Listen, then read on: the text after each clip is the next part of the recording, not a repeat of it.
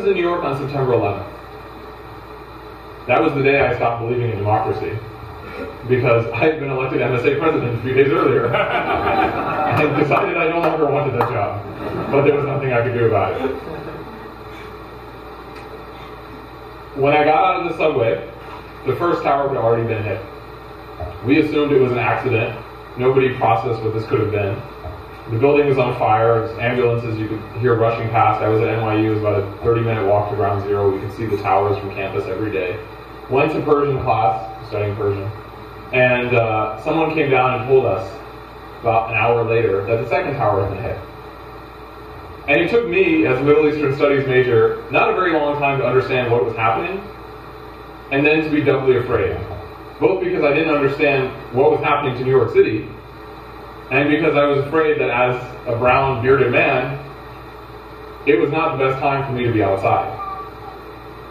But what's so interesting to me is that in that year, the overwhelming sense I got from New Yorkers and Americans was one of anger, yes, hurt, yes, but also deep curiosity. People wanted to know what was going on in the Middle East and South Asia. Who was Al-Qaeda? What do Muslims believe? In that year, our MSA held events that regularly brought in 500 to 600 people. For a club that a year or two ago struggled to get more than 30 or 40 people in a room for Jummah. There was hunger for information. But the story about Islam that we hear today, the Islamophobic story, doesn't come from then. It comes from after. It comes from the run-up to the Iraq War. Because in order to make the case for going to war with Iraq, you have to make a case that extremism was a global phenomenon that all Muslims were linked by. You had to convince people that an Arab country, thousands of miles from a South Asian country, were somehow connected. And it was this opening that allowed people to tell a story about Islam. People told the story of who we were, and we were not telling a story back. That's why Islamophobia rose the farther we got away from September 11th. Because the space that had been opened up in people's minds for information was monopolized by people like Robert Spencer, Pamela Geller, people on the far right, and sometimes people on the left like Bill Maher, who have certain ideas about Islam that are usually not very accurate. But because there was no counter voice, no counter narrative, that was what people were going to believe. And until and unless we can tell our own story, we are always going to be a foreign object. If you are not part of the conversation, you will be ignored. If you can't get in the room, let alone sit at the table, anyone can do anything they want to you. People tell me things sometimes that I think are really weird, like, I would prefer the candidate that's openly racist because at least I know what they're thinking.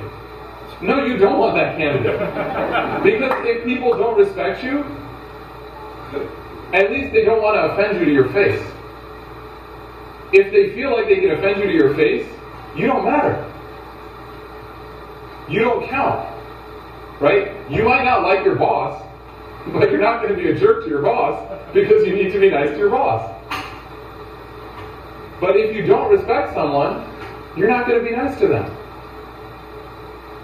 But what we've seen in the last few years is a shift. Because the story that was pushed by the Islamophobia narrative is fundamentally false.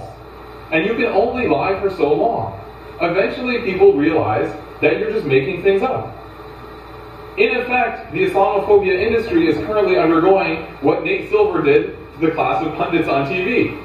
He had hard data, they had ideas, his hard data destroyed their ideas. This is what ISPU is doing. You have to tell a story, and you have to have facts to back it up. If you don't have that, no one's going to listen to you. People will only respect us if we have solutions to offer. We are actually perfectly placed for either political party. We are well educated, we are diverse, we are the kind of faces you want to have on your brochures because it implies diversity even if there's no real diversity, but we have that opportunity. What are we going to do with it? The kind of talent that's coming out of our community is pretty ridiculous. It's amazing. It needs to be harnessed, it needs to be leveraged, And it needs to be used in such a way as we can say to Americans, based on what we know, we have solutions to problems, we have ideas, we can move the country forward. We are not interested in critiques for the sake of critiques. We're not interested in emotion for the sake of emotion. We have ideas that will help this country. And because we are a population that by definition is international, we have a better understanding of the major shifts that are happening in the world. The same shifts that are happening in the United States are mirrored throughout the rest of the planet. And the United States and Islam have been tied together like some weird kind of rubber band that can never snap too far apart since the beginning of this country. And in a world where 1 out of 4 people are Muslim, it is very important for the sake of the United States that we have a good understanding of what's happening in the Muslim world. Now, to do that, you need the work of ISPU. You need something you can point to that anyone can take advantage of. There is great value in having religious leadership, but our community cannot be restricted to religious leadership. We need experts who are seen as credentialed from different communities.